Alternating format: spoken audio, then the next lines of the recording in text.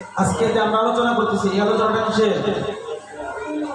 হরফের পরিচয়ে চতুর্থ পাঠ। হরফের পরিচয়ে চতুর্থ পাঠ। আসেন, কোন হরফ আলিফ মাদ হবে?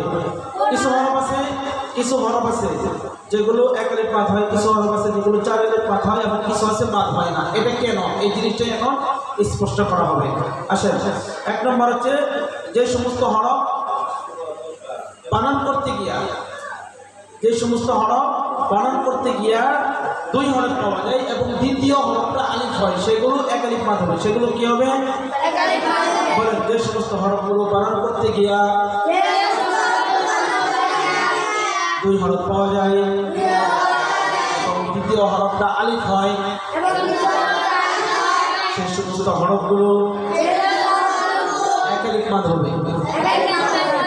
এই জাতীয় হরফ আছে 12টি। এই মুখ দিয়ে আওয়াজ বেরোয় না? এই সমস্ত হরফ আছে 12টি।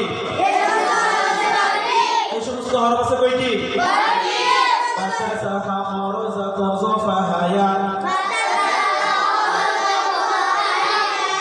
এটা গেছে, কিন্তু এটা আবার রিপিট দিলাম। এগুলো কেন, এই হরফগুলো কেন এক আলিফ হয়? বলে যে এই সমস্ত হরফ বানান করতে গিয়ে দুই হরফ পাওয়া যায় এবং দ্বিতীয় হরফটা আলিফ হয়, তাই এই সমস্ত হরফগুলো এক আলিফ মাদ হয়। কথা বুঝতে পেরেছেন? এবার আসেন 2 নম্বর। বলে যে সমস্ত হরফগুলো বানান করতে গিয়া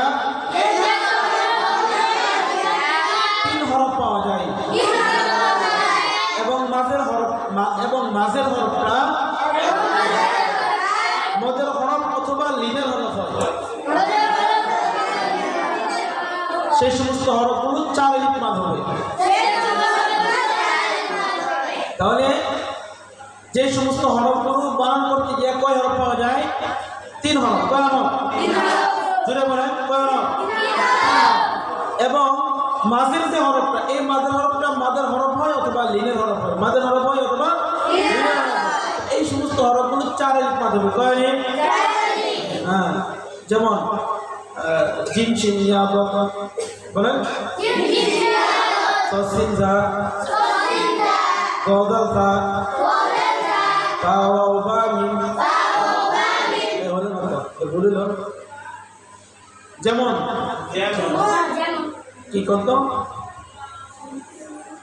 যেমন কি জিম দাল জাল সিন সিন সদ আইন গুন কফ কফ লাম মিম নুন ওয়াও। বলেন জিম দাল জাল সিন সিন সদ আইন গুন কফ কফ লাম মিম নুন ওয়াও। তাহলে যে সমস্ত হরফ বানান করতে গিয়া 3 হরফ পাওয়া যায় এবং মাঝের হরফটা মাদের হরফ হয় অথবা লিনের হরফ হয়, মাঝের হরফটা মাদের হরফ হয় অথবা লিনের হরফ হয়, এই সমস্ত হরফগুলো কয় আলিফ মাদ হবে? 4 আলিফ। যেমন জিম, যেমন কি জিম, এই জিম বানান করতে গিয়ে 3 হরফ আছে, জিম ইয়া মিম, জিম ইয়া মিম, জিম, তাই না? তো মাঝের যে হরফটা, মাদের হরফটা কিসের হরফ? মাদের হরফ, তাই এটা কয় রিটার্ন হবে? 4। এরপরে বলছে যে মাদের হরফটা মাদের হরফ হয় অথবা লিনের হরফ হয়। লিনের হরফের উদাহরণ যেমন আইন, যেমন কি আইন, এটা 3 হরফ। এই হরফটা কয় হরফ দ্বারা মনে করেছে? 3 হরফ। আইন ইয়া নুন। তাহলে মাঝের যে হরফটা, এই হরফটা কিসের হরফ? লিনের হরফ। কিসের হরফ? কায়দায় বলছে যে সমস্ত হরফ বানান করতে গিয়া 3 হরফ পাওয়া যায় এবং মাঝের হরফটা মাদের হরফ হয় অথবা লিনের হরফ হয়, তাহলে এই সমস্ত হরফগুলো 4 আলিফ মাদ হবে। এই সমস্ত হরফগুলো কয় আলিফ মাদ হবে? 4 আলিফ মাদ হবে। তো এই জাতীয় হরফগুলো কয়টা? 15টা। জিম দাল জাল সিন সিন সদ আইন গুন কফ কফ লাম মিম নুন ওয়াও। বিষয়টা বুঝছেন কি? তাহলে এক আলিফ মাদ যে সমস্ত হরফগুলো এর কায়দা গেছে, আর যে সমস্ত হরফগুলো 4 আলিফ মাদ, এই সমস্ত হরফের কায়দাটাও চলে গেল। এবার বাকি থাকলো ওই যে সমস্ত হরফের কোনো মাদ হয় না। বলেন 3 নম্বর, যে সমস্ত হরফ বানান করতে গিয়া 4 হরফ পাওয়া যায় অথবা 3 হরফ পাওয়া যায় কিন্তু মাঝে মাদের হরফ বা লিনের হরফ পাওয়া যায় না, সেই সমস্ত হরফগুলো কোনো মাদ হবে না। যেমন আলিফ হামজা। দেখেন এখানে এই যে আলিফ আলিফ বানান করতে গিয়ে আমরা 3 হরফ পাইছি। কয় হরফ পাইছি? কিন্তু মাঝে মাদের হরফ বা লিনের হরফ নাই, আছে কি? আলিফ বানান করতে গিয়ে কি পাওয়া যায়? আলিফ লাম ফা। তাহলে এই 3 হরফ পাওয়া গেছে। তো 3 হরফ যেহেতু পাওয়া গেছে, মানে হামজা লাম ফা 3 হরফ পাওয়া গেছে, মাদের হরফটা কি নাই? মাদের হরফ মাঝে কি নাই? এজন্য এখানে কোনো টান হতো না। এটা এক কায়দা, টান না হওয়া। আরেকটা কায়দা হচ্ছে যদি হরফ বানান করতে গিয়ে 4 হরফ পাওয়া যায়। কয় হরফ?